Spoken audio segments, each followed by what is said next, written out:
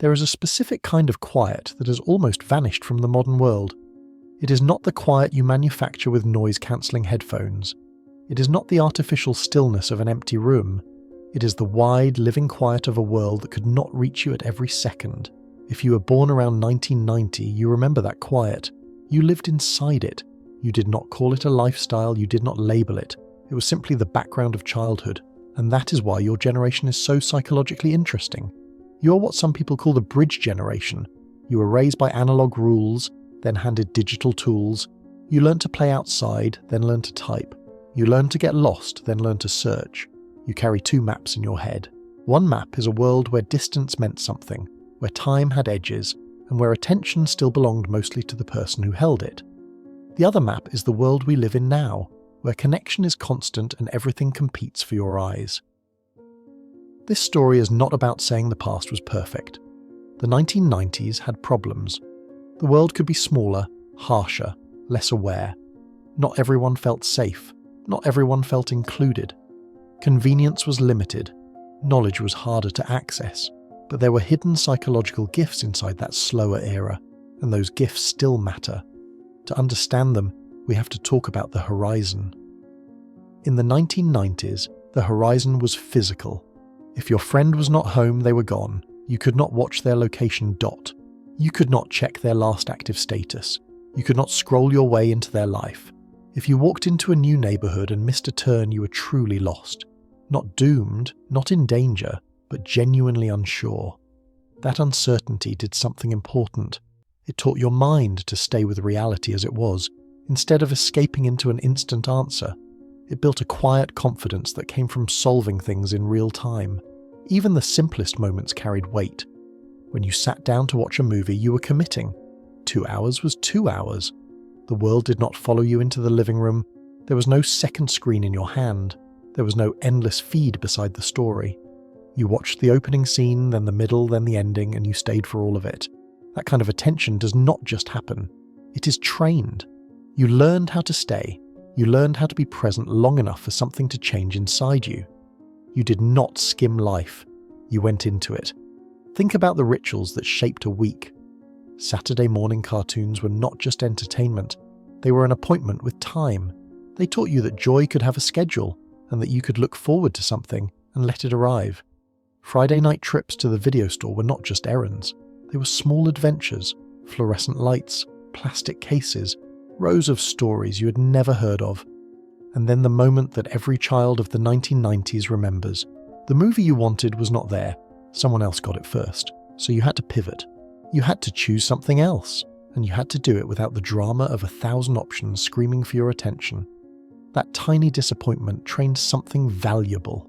It trained flexibility. You learned that the second choice might surprise you. You learned how to accept a no without collapsing. You learned how to adapt without resentment. Sometimes you walked out with a strange documentary or an odd comedy or an obscure film you never would have clicked on. And your world expanded because you were forced to be curious. In the modern era, we often treat waiting like a malfunction. We refresh a page, we tap a screen, we feel annoyed by a delay that lasts 3 seconds. But in the 1990s, waiting was part of the design. Waiting was normal. And that normality gave your mind room to breathe. The greatest luxury of that time was not a gadget or a trend. It was privacy. Not secrecy, not hiding, but the simple freedom to grow without an audience. In the 1990s, your awkward phases were mostly yours. Your bad haircuts, your messy style experiments, your cringe opinions, your first heartbreak, your first attempts at being cool, your first failures. They were not recorded, uploaded, and stored forever. You were allowed to be bad at things in peace. You were allowed to change your mind without a permanent record dragging your old self into your future. That created a kind of psychological safety that is hard to find now. When you are not performing for a digital gallery, you are free to build your identity instead of managing it. You could reinvent yourself over one summer, because the summer did not come with a searchable archive. You could make a mistake and let it fade into memory where mistakes usually belong. That does not mean the 1990s were easy, but it does mean the pressure was different. You were shaped more by real relationships than by public perception. You were shaped by the people in the room, not by 1,000 invisible strangers. That is why so many people from that era describe a certain kind of inner steadiness, even if they cannot fully explain it. It is the steadiness of knowing that you can exist without being broadcast. It is the steadiness of having a self that is not always being edited. And this is the part younger generations deserve to hear, without shame and without lectures. You do not have to reject technology to reclaim that steadiness. You can choose pockets of quiet. You can choose to be unreachable for an hour. You can choose to do one thing at a time. You can choose to let a thought stay private. Those are not relics. They are skills. And the bridge generation can teach them, not with superiority, but with memory. Because you remember what it feels like when attention is not constantly being pulled away. You remember what it feels like when time has boundaries. You remember what it feels like when presence is the main currency. In that world, a moment did not need to be photographed to be real. A person was not measured in likes. Trust lived in voice, in eye contact, in showing up. And the most powerful symbol of that world was sitting right in the middle of the house. It did not fit in your pocket. It did not follow you outside. It waited for you, stationary and patient, tethered by a long coiled cord. The landline telephone. The landline telephone was a small classroom hidden in plain sight. It sat in a kitchen or a hallway, and it belonged to the whole house. To use it was to announce yourself. You had to stand where everyone could hear you, and you had to speak like you meant it. And before you could reach your friend, you often reached the gatekeeper, a parent answered. You learned to introduce yourself clearly. You learned to be polite. You learned to ask for what you wanted without shrinking or performing. It was a simple ritual, but it trained something that matters in every era. Real social courage. Not the loud kind, not the viral kind, but the quiet courage of saying, "Hello, this is me, may I speak to them?" And then, when your friend finally picked up, you did something that feels almost foreign now. You stayed. Those calls could last an hour, sometimes two, sometimes longer. You were tethered to a wall, so you did not pace through 10 different screens. You did not scroll while pretending to listen. You stared at the ceiling. You drew shapes on paper. You twisted the cord around your finger, and you listened. When you only have a voice, the voice becomes a world. You notice a pause. You notice a soft laugh. You notice the difference between "I am fine" and "I am fine." You learn slowly how emotion hides inside tone. That is not a guarantee of perfect empathy, but it is a kind of practice, and it is easy to forget how much practice matters. Because when a life is filled with constant visual noise, the ear stops being the main guide. But back then, the voice carried the full weight of connection. The funny thing is, the 1990s were not completely unplugged. They were a decade of thresholds. You could feel the future arriving, but it arrived in a way that demanded intention. Consider the home computer. It was not a thin sheet of glass that lived in your palm. It was a heavy beige presence in a specific room. It did not follow you into bed. It did not follow you into the car. It did not follow you into the bathroom. If you wanted to enter the digital world, you had to choose it. You sat down. You turned it on. You waited. And then came the sound. That strange, screeching, static-filled song of the dial-up connection. For anyone who grew up in that era, the sound is still stored somewhere in the body. It was not just noise. It was a door opening slowly. You could not rush it. You could not skip it. You learned, without meaning to, that some doors open on their own timeline. In the modern world, a 3-second delay can feel like an insult. But in that earlier world, you might wait minutes for one image to appear, line by line, like a picture being painted by a patient machine. And because it took effort, because it took time, you treated what arrived with a different kind of respect. Information did not feel disposable. A song did not feel like background. If you waited a long time for something, you paid attention to it. You listened closely. You noticed details. You lived with it. Scarcity shaped taste. Not always in a fair way, not always in a comfortable way, but often in a meaningful way. Music was physical. A compact disc was an object you held. A cassette tape was something you rewound with a pencil. A shelf of albums became a small museum of who you were, and because you could not carry infinite options, your choices became more intentional. You learned depth. You listened to the same album again and again until the songs became rooms you could walk through. You found beauty in the tracks people skipped. You learned the quiet thrill of discovering something slowly.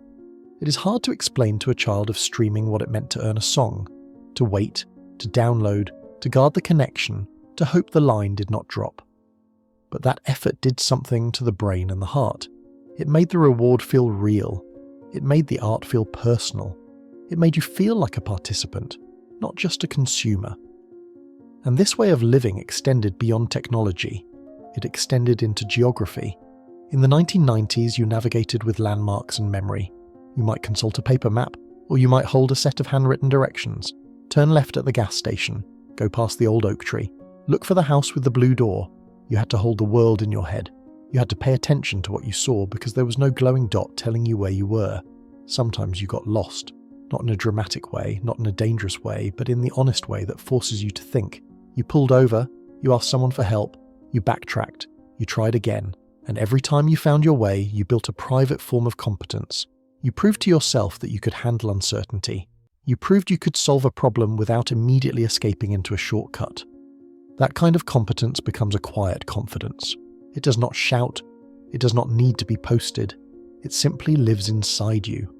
And you can still feel it today when you walk into a new situation, and you do not panic. You pause, you observe, you figure it out. Even play had this texture of effort. The video games of that era were often unforgiving. There were fewer automatic saves. If you ran out of lives, you started over. You memorized patterns, you practiced, you failed, again and again, until your hands learned what your mind could not yet predict. It was frustrating, and it was also formative. It taught you that failure was part of the path, not a verdict on your worth. It taught you patience. It taught you calm under pressure. And when you finally won, when you reached the end, the triumph felt earned, not because you were special, but because you stayed with it. You tried again. You improved. There is a reason so many people from that era carry an instinct for persistence, even when life gets complicated. They were trained in small, invisible ways to keep going. And then there was the most misunderstood gift of all, boredom. A lot of a 1990s childhood was spent doing nothing. Not nothing in the modern sense of scrolling, nothing in the older sense of empty time. You stared at the ceiling. You kicked a ball against a wall. You wandered through the neighborhood with no destination. To an adult looking back, it can seem like wasted time. But to the mind, it was space. In the absence of constant stimulation, the brain turns inward. It starts to invent. It starts to daydream. It starts to build worlds. Kids made games out of sticks and sidewalks. They built stories out of ordinary rooms. They learned how to entertain themselves, which is another way of saying they learned how to be with themselves. That comfort with your own thoughts is not just a personality trait. It is a mental health tool. It is the ability to sit with discomfort without immediately running away from it. It is the ability to find meaning in quiet. Again, this is not a claim that the past was perfect. Some homes were not safe. Some kids carried burdens that quiet could not fix. But for many, the slower pace created a kind of breathing room that is rare now. And this is where the bridge generation becomes important. Because you are not just remembering a style of childhood, you are remembering a relationship with attention. A relationship where attention was not constantly being pulled, shaped, and traded. A relationship where your mind was more often yours. You did not always feel it. You did not always appreciate it, but it was there. And as the world accelerates, as everything becomes more immediate and more visible, that memory starts to feel less like nostalgia and more like a compass. Not a compass pointing backward, a compass pointing inward, toward the quiet sovereignty of your own attention. The quiet sovereignty is rare now, which is exactly why it is valuable. Because the modern world is not just loud, it is persuasive. It is built to keep your attention in motion, to keep your mind slightly hungry, slightly unfinished, always reaching for one more update. And the problem is not that technology exists. The problem is that many people never get to experience attention as something they can fully own. If you have only ever lived inside constant connection, you might assume that restlessness is your natural state. But it is not. It is a design problem, not a character flaw. This is where the bridge generation has something gentle to offer, not a lecture, not a superiority speech, a memory of what it feels like when life has boundaries. In the 1990s, experiences ended, a book ended, a movie reached the final credits and you sat there for a moment in the dark. A television season finished and you had to wait months before the story continued. That waiting was not just inconvenience, it was reflection. It gave your mind space to integrate what it just lived through. It allowed emotions to settle. It allowed lessons to sink into the deeper parts of you. In an era of infinite scroll, it is easy to forget how important an ending can be. Closure is not the opposite of fun. Closure is what makes fun memorable. It is what turns entertainment into meaning. It is what turns a moment into a chapter of your life. This older rhythm also shaped how we connected with people. When you were with your friends, you were with them. There was no constant checking, no invisible audience, no background pressure to document the moment to prove it happened. You did not need a photo to confirm joy. Joy was confirmed by laughter. It was confirmed by the way time disappeared, when you were sitting on a curb talking until the streetlights came on. It was confirmed by the feeling of walking home with a lighter heart. That kind of presence creates a psychological state that many people chase without realizing what it is. It is immersion. It is flow. It is the sense that you are fully inside what you're doing, not split into 10 tabs, not performing, not monitoring yourself, just living. And those moments taught social skills that never go out of style. How to read the room, how to hold a silence without panicking, how to disagree without hiding behind a screen, how to repair a small conflict with a real apology, how to belong. These are the skills that build careers, friendships, and families. They are not trendy, but they are powerful. The 1990s also trained something else that feels quietly revolutionary today: independent thinking. Before the internet became a library in your pocket, information was something you had to seek. You went to the library, you looked through books and encyclopedias, you asked an adult, you compared different sources, you learned by necessity that truth was something you assembled, not something that arrived perfectly packaged. This did not make people automatically wise, but it did create a habit of skepticism, a habit of asking, is this real? A habit of noticing that confidence is not the same as accuracy. In a world where feeds can shape perception without you noticing, that habit is a form of protection. It is a survival skill, and it is also a dignity skill. It keeps you from being pushed around by every loud opinion. It helps you stay grounded. Now, it is important to say this clearly. We are not going back. We are not returning to landlines and paper maps, and we do not need to. The digital world has given us real gifts. It has connected families across distance. It has opened doors to education. It has helped people find communities they could not find in their hometowns. It has given voice to people who were once ignored. It has made knowledge more accessible than any generation in history could have imagined. Those are not small things. They are beautiful things. The goal is not to reject the future. The goal is to bring human wisdom into it, to remember that we are biological creatures with limits. We need rest. We need privacy. We need time without performance. We need freedom to be imperfect while we are becoming ourselves. And this is the message for younger generations, delivered with respect. If you are younger and you are listening to this, do not hear it as nostalgia with judgment. Hear it as an invitation. You do not have to live as a profile all day. You can build a life inside the digital world without letting it own your mind. You can choose a small pocket of quiet and call it yours. You can choose to listen to an entire album without skipping. You can choose to watch a movie without looking down at a second screen. You can choose to walk for 15 minutes without turning it into content. You can choose to leave a message unanswered for a while and let your nervous system settle. You can choose to have a private thought that never becomes a post. These choices sound simple, but they are not trivial. They are how you train attention. They are how you rebuild the muscle of presence. They are how you protect your inner life. And for the bridge generation, this is the gentle responsibility, not to complain about kids today, not to romanticize the past, but to model balance, to show that you can embrace the new without discarding the old, to show that you can use a smartphone to navigate the city and still use your eyes to notice the people in it, to show that you can participate in the digital town square and still keep a part of your soul for yourself. Because that private part matters. It is where your values form. It is where your real opinions are born before they are polished for others. It is where courage grows. It is where grief is processed. It is where creativity begins. A world without privacy becomes a world without deep personal growth.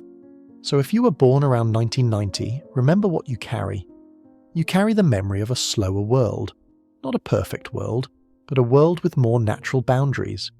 You carry the skill of waiting, the skill of going deep, the skill of being unreachable and still being okay. You carry the understanding that boredom can become imagination. You carry the understanding that value is often a function of effort. You carry the understanding that connection is built by presence, not by constant visibility. These are not just sentimental memories, they are tools, and the modern world is hungry for those tools. The future will bring faster technology, smarter systems, and more convenient lives, but the future will still be lived by human hearts that still need depth, human hearts that still need trust, human hearts that still need moments of quiet to remember what matters. The bridge generation can help carry that truth forward, not as a complaint, as a compass, a reminder that before we were users, before we were profiles, before we were data points, we were simply human. We were present. We were unfinished in private. We were learning at our own pace. And we were free enough to hear our own thoughts. That freedom is still available, not by going backward, by choosing on purpose to live with your attention in your own hands.